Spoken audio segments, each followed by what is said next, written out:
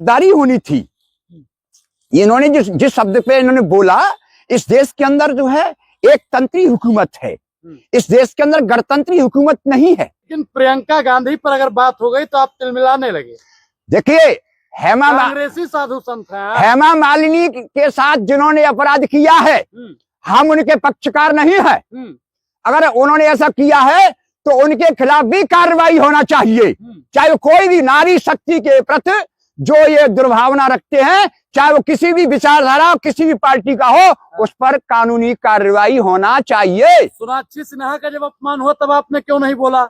देखिए, हमने आप स्पष्ट बात कह दी। अतीसी का अपमान हुआ, उस पर आप नहीं बोल रहे हैं। हम एक ही बात, जो भी व्यक्ति जिस पार्टी का है, नारी शक्ति का अपमान होता है, भाजपा का हो, सपा का हो, कांग्रेस का हो, भाजपा का हो, उसके खिलाफ कानूनी कार्रवाई होना चाहिए। क्या चाहते, क्या और रमेश बदौड़ी के साथ इनके खिलाफ कानूनी, इसमें इनको अरेस्ट करना चाहिए। माफी तो मांग ली उन्होंने। माफी मांगना, माफी क्या, हम जब स्कूल में पढ़ते थे तो कान पकड़ते थे, गुरुजी माफ कर देना। माफी मांगने के 2 शब्द कह दिए, माफ कर दिया। रामचरितमानस की दुहाई दे रहे थे। हाँ, मानस में लिखा हुआ है कि गए शरण प्रभु राखे हैं तव अपराध विसार। गए शरण प्रभु राखे तव अपराध विसार। आप कितना भी अपराधी हो, और भगवान की शरण में जाएंगे तो भगवान आपको माफ कर देंगे। बिल्कुल सही बात है। मानस में भी लिखा है, सन्मुख हो जीव मोह जबहि, जन्म कोटि नासे तबहि। जीव क्या है? जीव सन्मुख कहाँ है? जीव बहिर्मुख है। आपके प्रश्न का उत्तर है कि जीव बहिर्मुख है, सन्मुख होए यानी जीव अंतर्मुखी होगा तो उसके पाप नष्ट हो जाएंगे। सन्मुख होए जीव जब मोही और जन्म कोटि अगनासों तब ही। तो भगवान कह रहे हैं कि जीव का जो मन है वो बहिर्मुख है। जब जीव का मन अंतर्मुख होता है तो मैं उसके समस्त पापों का नाश कर देता हूँ। लेकिन पंडित जी ने विकास की बात की थी केवल। क्या चीज? ने कहा कि सड़क बिल्कुल चिकनी बनाएंगे, उनके कहने का मतलब ये था। बहुत अच्छा उनको ये कहना था कि हम जो पेरिस कैसी सड़कें बनवाएंगे, हम दिल्ली के अंदर सड़कें जो है सुंदर बनवाएंगे, अच्छी बनवाएंगे। फिर आप तुलना कर रहे हैं जो है एक महिला के गालों की। फिर किसकी तुलना करते हैं? वो वक्त भी आएगा, वो वक्त आ रहा है। एक ऐसा वक्त आएगा लोगों पर पाबंदी होगी। अच्छा, क्यों होगी? कि आज जो व्यक्ति आजादी, हमने प्रश्न कर रहे हैं कि आजादी उस व्यक्ति की है जो अभिव्यक्ति है। आजादी अभिव्यक्ति की है, हर व्यक्ति की नहीं। आज व्यक्ति आजाद होने के कारण चाहे जो बक रहा है। तो पुतला फूंकना कहाँ तक सही है? पुतला फूंकना ये उनका ठीक है, उनका जो कांग्रेस का एजेंडा चला रही है। पुतले हमने बुराई के फूंकने चाहिए। पुतला जो फूंकना है, अपने मन में जो विकार है उसको फूंकना चाहिए। पुतले फूंकने से, पैसा खर्च करने से कोई लाभ नहीं है। उनका अपना तरीका। कांग्रेस के पास कोई एजेंडा नहीं है, इसलिए प्रियंका का मुद्दा उठा रही है। क्यों एजेंडा क्यों नहीं है? किस बात का एजेंडा नहीं है कांग्रेस के पास? दिल्ली में कोई विकास नहीं किया, कोई काम नहीं है। आपको बताओ 15 साल शीला दीक्षित यहाँ रही, तो ये फ्लाईओवर बनवाए थे, वो किसने बनवाई थी भाई? जो भी सत्ता में आता है वो अपने हिसाब से विकास करता है। आप जो है सारे विकास के आंकड़े लिखिए कि कितनी सड़कें केजरीवाल जी ने बनवाई, और कितनी सड़कें शीला दीक्षित ने बनवाई, और कितनी सड़कें भारतीय जनता पार्टी के मुख्यमंत्री ने बनवाई। कहना बात अलग है। आपदा को हटाना चाहते हैं मोदी जी, और ये मोदी तो मंगलकारी और अशुभ है। कैसे अशुभ हो गया? क्यों? अगर कोई पिछड़ा सत्ता पे बैठ जाए तो वो अशुभ होगा। हिंदुस्तान के लोगों की बुद्धि भ्रष्ट हो चुकी है। इस देश का व्यक्ति बौद्धिक दृष्टिकोण से पिछड़ा हुआ व्यक्ति, बौद्धिक दृष्टिकोण से पिछड़ा हुआ व्यक्ति देश की ड्राइविंग करेगा तो देश पीछे रहेगा, आगे नहीं जाएगा।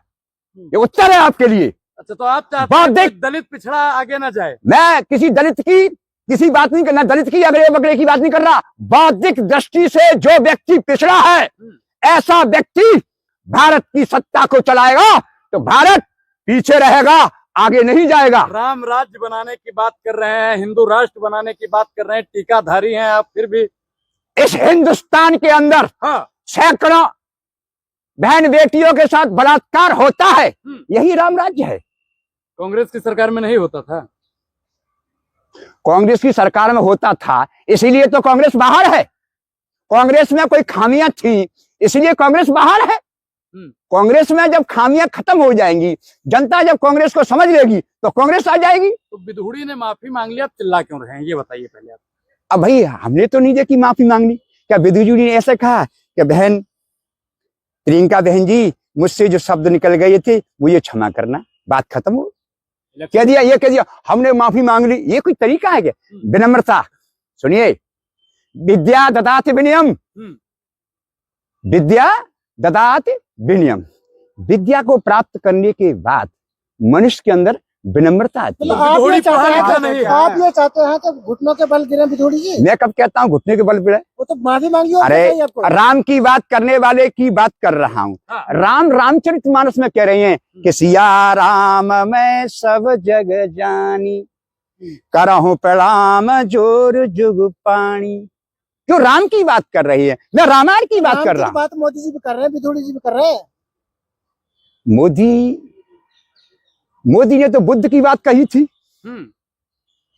मोदी ने विदेशों में जाकर के कहा कि मैं उस धरती से आया हूं जो बुद्ध की धरती है।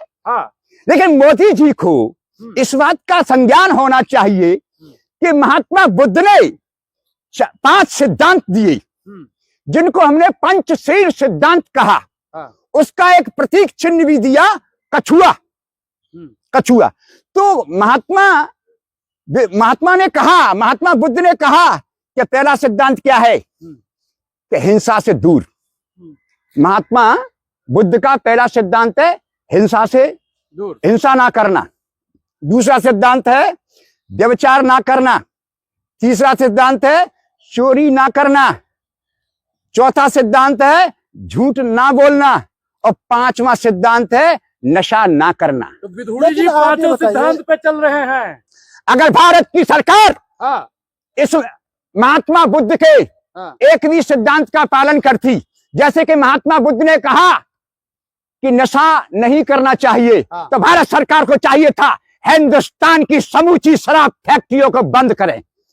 भारत के प्रधानमंत्री कहते हैं कि राष्ट्र को मजबूत बनाना है। क्या राष्ट्र का व्यक्ति, राष्ट्र का मानव शराब को पी करके मजबूत बनेगा कि कमजोर बनेगा? इलेक्शन कमीशन ने भी तो फटकार लगा दी ना कि ऐसा मत बोलिए। हिंसा,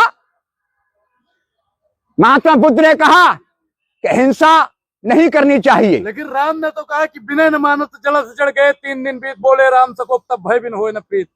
तो जल जो बिना ना माना जल जड़ गए, 3 दिन बीत और तब बोले सको बस भय बिन होए ना प्रीत। तो भय उन लोगों में होना चाहिए जो हिंदुस्तान की नौकरशाही में सत्ता के स्वामी का भय नहीं है। इसीलिए हिंदुस्तान की नौकरशाही हिंदुस्तान की जनता को लूट रही है हर विभाग में और हर क्षेत्र में, क्योंकि हिंदुस्तान का शासक नपुंसक है। नपुंसक है? हाँ, यस। मोदी जी नपुंसक है? यस। मोदी जी पर बहुत बड़ा बयान दे रहे हैं आप हम सबूत है आपके पास? पहले सुनिए। हाँ, आप बच्चे हो, भाषा की मर्यादा सीखें। सबूत दिखाइए। हम दिखा रहे हैं। आप प्रधानमंत्री जी को ऐसा बोल देंगे फिर हम बोलने की मर्यादा सिखाएंगे। आप साइलेंट रहो, हम जवाब दे रहे हैं। आप हमारे देश के प्रधानमंत्री को 56 इंच वाले प्रधानमंत्री को नपुंसक बोलेंगे और फिर आप भाषा की मर्यादा सिखाएंगे। पहले सुने, आपने हमें संवाद कर रहे हैं। साधु संत की भाषा है, हम बोल रहे हैं, आप साधु संत की भाषा। हम जवाब दें या नहीं दें? साधु संत ये साधु का भाषा है। तुम बच्चा है, अज्ञानी है। सुन, पाऊ मैं कौन सी मात्रा है? औ का और प माने पपीता है। पपीता जो है इसमें रजोगुण है और औ में जो है परमाणु गुण है। तो पौरस जब आएगा जब जौ का रोटी और पपीता खाएगा, तब व्यक्ति के अंदर पौरस आएगा। आज का मूर्ख मानव फौज के अंदर कौन सी से, आप जो पढ़े लिखी बात कर रहे हो, आप जो बेतुकी बात करते हो, आप ये बताइए कि फौज के अंदर कौन सी मात्रा है? औ का मात्रा किन पदार्थों में पाया जाता है जवाब तुम्हारे पास? अपने पढ़ा लिखा, कौन है पढ़ा लिखा इस देश में? एक तरफ से मूर्ख है, कौन है प्रोफेसर देश में? औ का मात्रा। लेकिन पंडित जी आप तो नहीं मानते। फटकार लगाई है रमेश विधुड़ी को, कहा कि आप ऐसा नहीं बोलेंगे। कानून का डंडा चलाओ। क्या होती है फटकार? अपनी कलम का इस्तेमाल करो। आप क्या चाहते, क्या हो रमेश विधुड़ी के साथ? इनसे ये पूछा जाए आप व्यक्ति हैं कि अव्यक्ति हैं।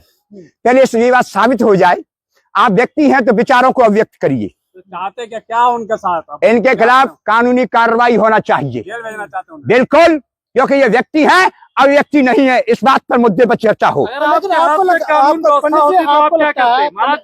जी आपको लगता है कि उन्होंने अपराध किया है, लेकिन बीजेपी तो नहीं मानती है कि विधोड़ी जी ने कोई अपराध किया है।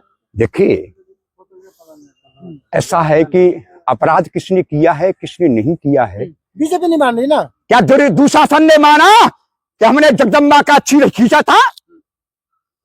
क्या स्वीकार किया? तो द्रौपदी शस्त्र उठाएगी। आप रामचरितमानस में एक चौपाई है, कौन सी? सुनिए। गिरा चौपाई है, गिरा अर्थ जल विषम कैयत भिन्न न भिन्न बंधु सीता राम पद तिन्हें परम प्रिय खिन्न। दारी होनी थी। इन्होंने जिस शब्द पे इन्होंने बोला, इस देश के अंदर जो है एक तंत्री हुकूमत है, इस देश के अंदर गणतंत्री हुकूमत नहीं है।